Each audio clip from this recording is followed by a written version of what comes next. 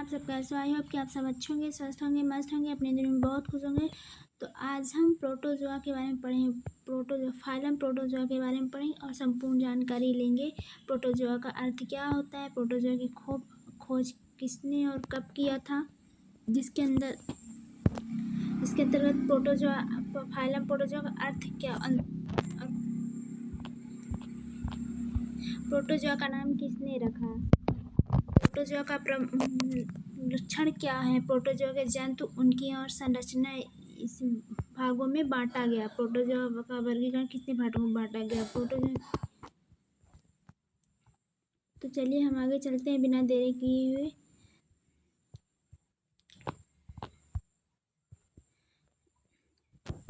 तो सबसे पहले हम प्रोटोजोआ का शाब्दिक अर्थ समझ लेते हैं कि इसका मतलब क्या होता है। प्रोटोजोआ का शाब्दिक अर्थ होता है, प्रोटोज का अर्थ होता है प्रथम, फर्स्ट। अजून का मतलब होता है एनिमल, जंतु।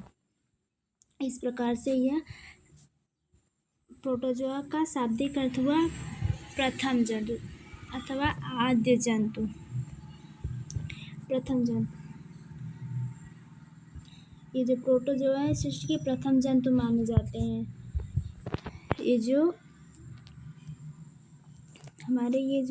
प्रोटोजोआ है ये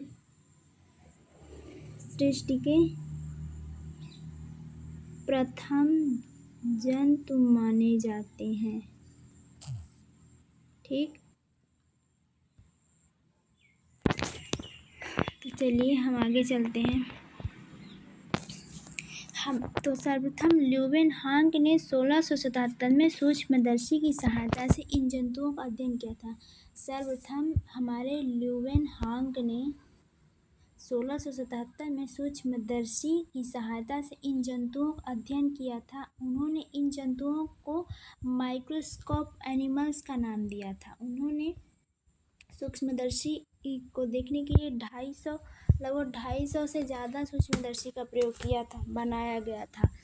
तो उन्होंने सर्वप्रथम 1677 में सूक्ष्मदर्शी की सहायता से इन जंतुओं का अध्ययन किया। उन्होंने इन जंतुओं को माइक्रोस्कोप एनिमल्स का नाम भी दिया था। और हमारे जो गोल्डफिश है, सॉरी यहाँ पे 19 लिखना था तो 922 हो गया। 1922 में इस संघ को प्रोटोजोआ का नाम दिया था। हमारे गोल्डफिश ने इस संघ के प्राणी को प्रोटोजोआ का नाम दिया था। इसे प्रोटोजोआन कहते हैं और जंतुओं को अध्ययन को प्रोटोलॉजी कहते हैं।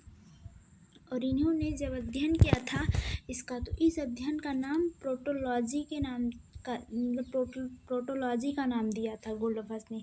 इस संघ को प्रोटोजोआ का नाम दिया था, तो उससे ये प्रोटोजोआन के संघ में आते हैं। और इन जंतुओं को अध्ययन जब हम करेंगे तो इसे प्रोटोलॉजी कहते हैं इसको। तो चलिए प्रोटोजोआ के हम प्रमुख लक्षण देख लेते हैं। ये हमारा प्रोटोजोआ का प्रमुख लक्षण आ गया। यह सरलतम से रचने वाली एक कोशिकीय जीव, ये बहुत प्रथम इजी तरीके से सरलतम से रचने वाली एक कोशिकीय सूक्ष्म जीव होती है। जलीय स्थल स्वतंत्र जीव परजीवी होती है। ये पोषण, प्राणिशन, पादपसम, मृतोपजीवी, पारिजीविक, पैरासिटिक होती है। इनमें गमन है तो पादप, कसाब आदि अंग होते हैं।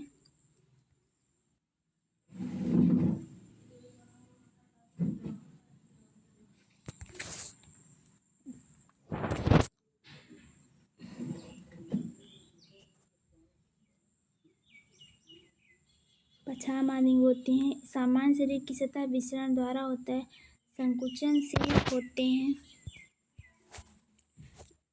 वैक्यूलस द्वारा सामान्य सतह में होता है, संकुचनशील। धनिया जल नियमन का कार्य भी करती है।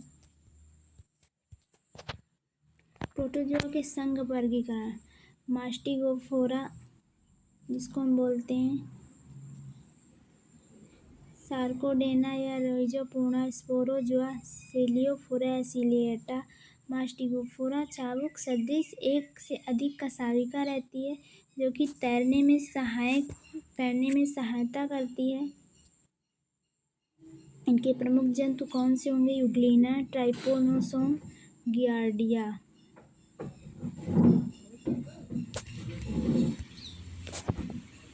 इनके द्वारा भोजन ग्रहण करते हैं और उनके आधारित होते हैं अमीबा एंड स्पोरोजुआ। कोई पालन अंग नहीं करते हैं तथा परजीवी होते हैं। इनके प्राणी परजीवी जीवन व्यतीत करते हैं। उदाहरण प्लाज्मोडियम।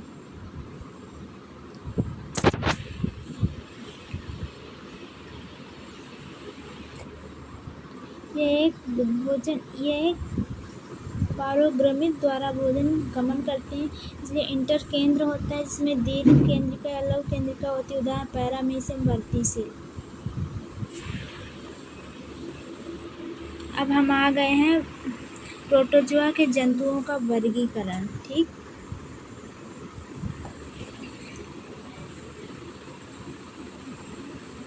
प्रोटोजोआ के जंतुओं का वर्गीकरण, पैरामीशियम वर्गीकरण।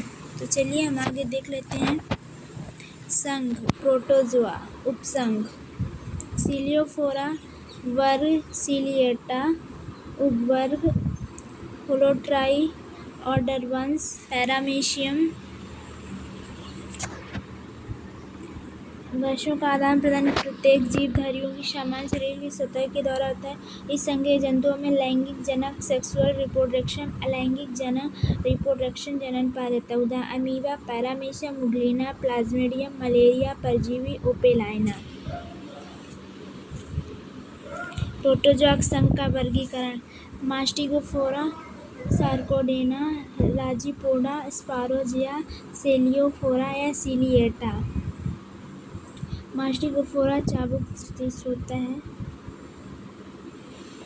इनके द्वारा भोजन ग्रहण करते हैं। उनके आधारित होते अमीबा एंड अमीबा स्पोरोजोआ। कोई पालन अंग नहीं करते, परजीवी होते। इनके प्राणी परजीवी व्यतीत करते हैं। प्लाज्मोडियम मोनोसिस्टम।